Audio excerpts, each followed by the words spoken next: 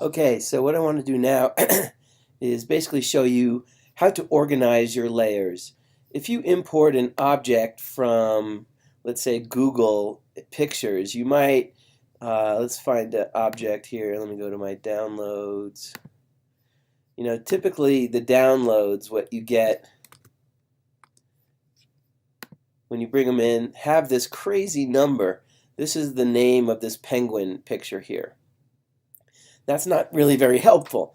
It's really a good idea to make folders to put things in so that you start to organize your material. And on top of it, you don't want to leave these numbers here because I want to be able to look at this and know exactly what it is by name.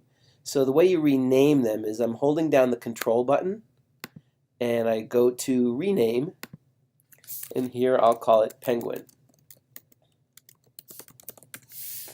Okay, so now it's called that.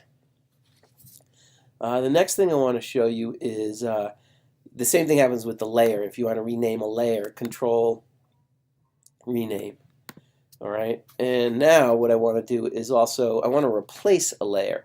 So what I want to do is, let's say I've created this great animation. Let's pull something else out. All right, let's say I created this great animation. All right, and I want it to not have to recreate this very complicated motion here. All right, and so what I want to do is I select the layer and I'll find a replacement.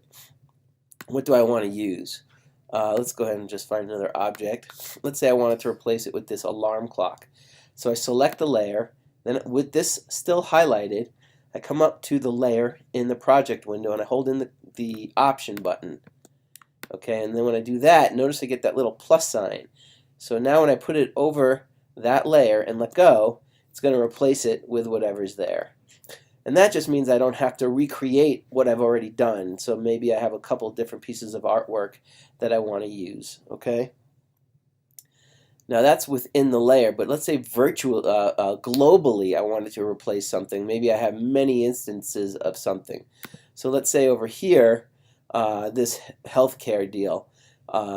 If I go ahead and select it and right click, or right click or control click, and say replace footage, you'll get this thing called file.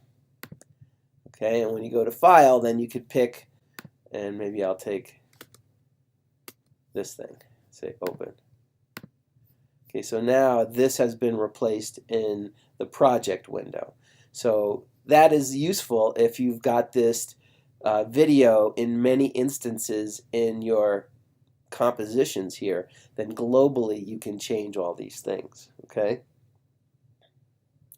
Another thing I want you to see is, in the examples that we use in the textbook, is that they went ahead in these project examples and put these notes in here. You can create these notes really easily as well. So for now, you'll see there's a little marker there. And if I click on that marker and double click the marker, you'll see that here's where they type that in. All right, and so I'm going to just create a new layer, or let's go ahead and just bring a thing in. All right, so now I have this new layer. If I want to create a marker on this top layer, wherever the playhead sits, you're going to go underneath layer, add marker. All right, and that added a marker there. And now if I double click on that marker, I can then come under here and type in a note. In case, let's say, I'm collaborating with somebody else and I want them to look at it, or it's a reminder to myself to come back and take a closer look at something and maybe do some work on it. So you can put in your comments here. And when I say OK, you'll see that it shows up in here. Now this has no effect at all on the ultimate project that you're going to render out. And I showed this in class also. The next thing I want to show you is about dependencies. So at the end of the day, when you're ready to call it quits, and you're going to be leaving one computer system and perhaps going to another computer system, you want to make sure you have all the media with you so you can work elsewhere. You have to go to File, Dependencies, Collect Files. And it says, do you want to save it first? Sure. And where do you want to save it? I'm going to put it on my desktop, and I'm just going to call it test for now. Okay. And what it does here, it says collect all files. It's going to take all the files that are in this project and put it in a folder. You say collect, and it's going to be calling it whatever I named that project. And I hit save, and it's going to find all that material. Okay, so when it's done, let's go ahead and minimize this and this.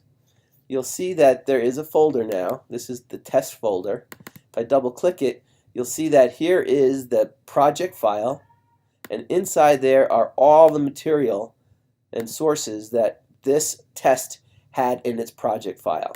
So when you are then bringing this into another computer, make sure you bring all this stuff onto a flash drive or hard drive, so that when you then open it up from here, that will then open up that project, and all the media associated with it will come along with it.